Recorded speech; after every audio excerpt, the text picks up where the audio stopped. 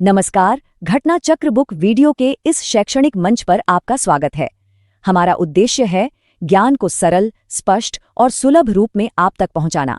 आइए आरंभ करते हैं अध्ययन और नमस्कार। भारत का संविधान, जब हम ये शब्द सुनते हैं तो अक्सर लगता है कि ये सिर्फ कानूनों की एक मोटी सी किताब है, पर ये उससे कहीं ज्यादा है। ये एक लिविंग डॉक्यूमेंट है जो हमारे अधिकारों की रक्षा करता है, और इसी के दिल में है आर्टिकल 21 यानी राइट टू लाइफ, जीवन का अधिकार।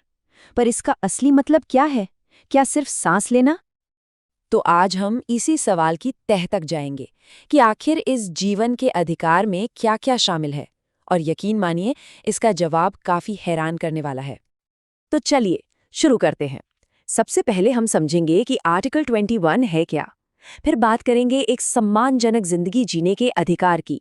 हम शिक्षा के मौलिक अधिकार पर भी नजर डालेंगे और देखेंगे कि 86वें संशोधन ने इसे कैसे मुमकिन बनाया।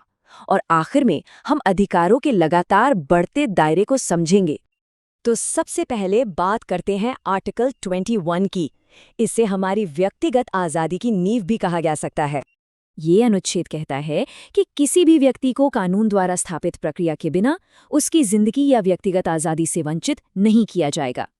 अब ये लाइन सुनने में जितनी सीधी लगती है, इसका मतलब उतना ही गहरा है, और समय के साथ इसका दायरा बहुत बहुत ज़्यादा बड़ा हो गया है। अब आगे बढ़ते हैं और देखते हैं कि ये अधिकार सिर्फ जिंदा रहने से कहीं ज़्यादा कैसे है, और यहाँ पर भारत के सुप्रीम कोर्ट का रोल बहुत ही अहम हो जाता है। सुप्रीम कोर्ट ने ये साफ साफ कहा कि जीवन के अधिकार का मतलब है मानवीय गरिमा के साथ जीने का अधिकार। ये एक छोटी सी बात नहीं थी, ये एक रेवोल्यूशनरी इंटरप्रिटेशन थी जिसने इस अधिकार की पूरी तस्वीर ही बदल दी। और अब देखिए मजे की बात, कोर्ट की इस एक व्याख्या से कितने सारे नए अधिकार निकल कर आए। जैसा कि हम देख सकते हैं, इसमें सम्मान से जीने का अधिकार, साफ सुथरा पर्यावरण, निजता यानी प्राइवेसी का अधिकार और भी बहुत कुछ शामिल है। ये सिर्फ एक लिस्ट नहीं है, ये वो सारी चीजें हैं जो एक इंसान को इंसान की तरह जीने का हक देती हैं। इन्हीं अधिकारों में से एक बहुत ही जरूरी अधिकार जुड़ा, वो था शिक्षा का अधिकार, और ये वाकई एक मील का पत्थर था। इसके लिए संविधान में आर्टिकल 21A जोड़ा गया। ये कहता है कि सरकार 6 से 14 साल के हर बच्चे को मुफ्त और जरूरी शिक्षा देगी।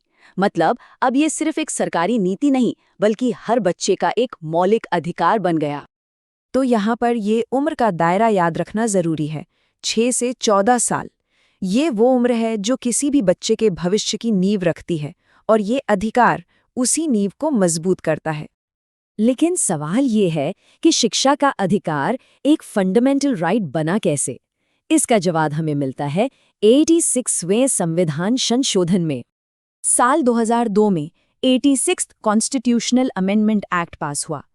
इसी कानून ने आर्टिकल 21A को संविधान में जगह दी, और इस तरह शिक्षा का अधिकार जीवन के अधिकार का एक अटूट हिस्सा बन गया। ये एक बेहतरीन मिसाल है कि हमारा संविधान समाज की ज़रूरतों के हिसाब से कैसे बदलता है और बेहतर होता है। और यही बात हमें हमारे आखिरी हिस्से पर ले आती है, जो अधिकारों के लगातार बढ़ते दायरे और हमारे संविधान के जीवंत होने की कहानी कहता है। आर्टिकल 21 का ये पूरा सफ़र हमें एक ही बात बताता है कि भारत का संविधान कोई पत्थर की लकीर नहीं है। ये एक जिंदा दस्तावेज है जो समाज की बदलती ज़रूरतों और उम्मीदों को अपने अंदर समेटता हुआ आगे बढ़ता है। तो ये सब हमें एक बड़े ही दिलचस्प सवाल पर लाकर छोड़ देता है कि आने वाले कल में इस राइट टू लाइफ में और क्या-क्या शामिल हो सकता है। क्या साफ हवा में सांस लेने का हक, या फिर हमारी डिजिटल प्राइवेसी का अधिकार? ये एक ऐसी बहस है जो हमारे आने वाले कल को, हमारे अधिकारों के भविष्य को तय करेगी। सोचने वाली बात है ना?